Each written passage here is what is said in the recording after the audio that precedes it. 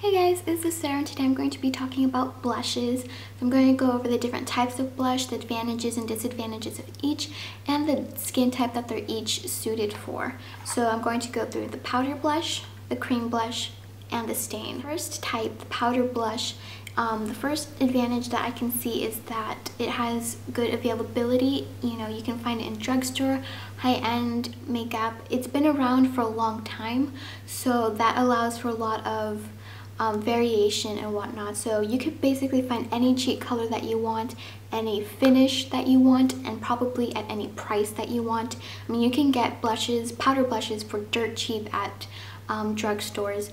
Like this Wet n Wild one, I think was probably like $2 or $3 for, you know, a good amount of blush.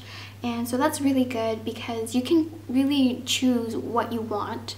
And unlike the other two, you really don't have with the other two, you don't have a whole variation in finish, but with powders, you can have like a matte finish such as this. You can have a satin finish where it's kind of slightly reflective, but there aren't any specific glitters, or you can have like a very glittery disco ball finish. So that's one thing that the other two don't have that is in a powder blush.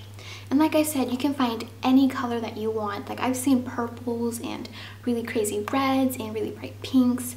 There's just a whole lot of variation, and that's definitely a huge plus. The skin type that it's best suited for is basically any skin type that isn't extremely dry on the cheeks, because the process of applying the blush with a brush such as this can cause micro exfoliation while you apply it.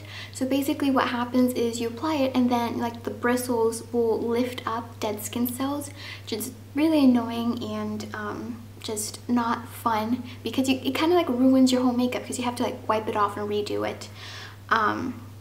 But that really isn't a huge limitation. I would just suggest, if you're prone to dry skin, especially in the winter time, like just in this area, applying a good moisturizer beforehand or a primer, and getting to a good exfoliation routine if you haven't already done so.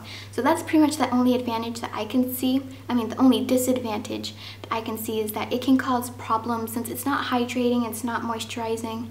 And then, you know, the application can just cause like a whole lot of dryness and blotchiness if your skin is dry. Alrighty, so the next type of blush is the cream blush. Now, one of the advantages is that it is very good for dry skin. You can rub it in with your hands so you're not likely to raise up any dead skin cells. It also blends fairly well.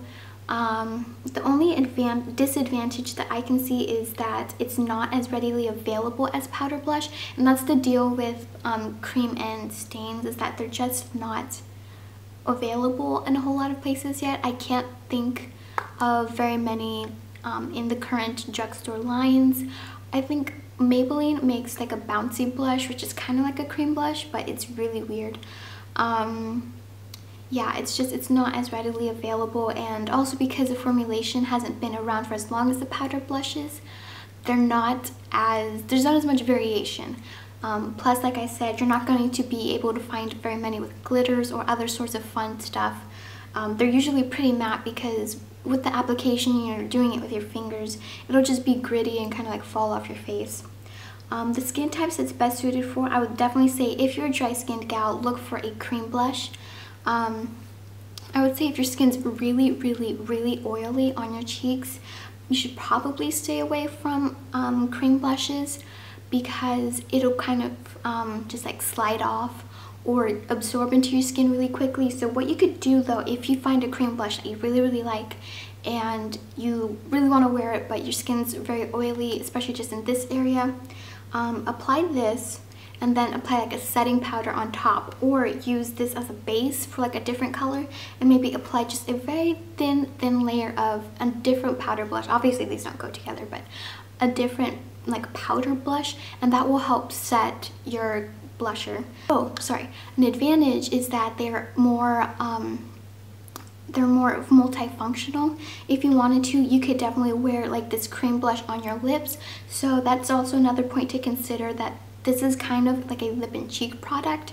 So if you were considering one, you know, because this is from MAC, and you know MAC isn't the most budget friendly, that's something you might want to think about, because you can use it as both a lip and cheek product. And they usually work pretty well as both. So that is pretty much all I have to say about cream blushes. Okay, so the next type of blush is a stain blush. One of the advantages is that it's usually extremely like long wearing, and it does have a very natural finish. It kind of looks like your skin is naturally blushing. But again, like the cream blush, you're probably not going to find very many with glitter. If that's something that you like, then just stick with powder. It's also not as readily available in drugstore lines. In fact, I can't think of a whole lot that make like gel type stains. I know Benefit makes one, but that's not drugstore. One company that I can think of is Pixi, which is available at Target in the US. Outside of the US, I honestly don't know where it's found, but like Pixi isn't as budget friendly as like Revlon or Maybelline or e.l.f. So like I've seen some of their products are usually like at least 1.5 to 2 times as expensive as the leading brand like Revlon, or you know. So that's another thing to consider. There's also a whole lot of variation with the colors. Most that I've seen have been like this sort of blood red color or like baby pink color. But it is very good for just people who want like a really natural look. Like if you don't want to wear a whole lot of makeup, but you want something that is long lasting and doesn't look cakey and won't go anywhere when you sweat, Stain is really, really good. And like I said, like just like the cream blushes, it's multifunctional.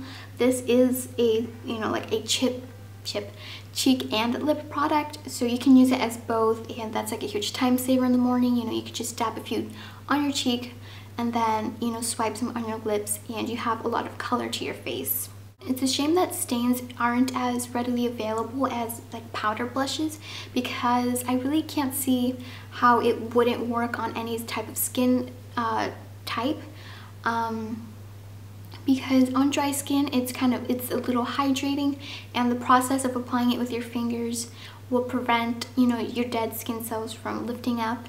On normal skin, it shouldn't cause any problems, and even on oily skin, as long as you like rub it in well, and it will like just set and lock into your face. So even if you're oily skin, you don't have to worry about it sliding around. I find that cream blushes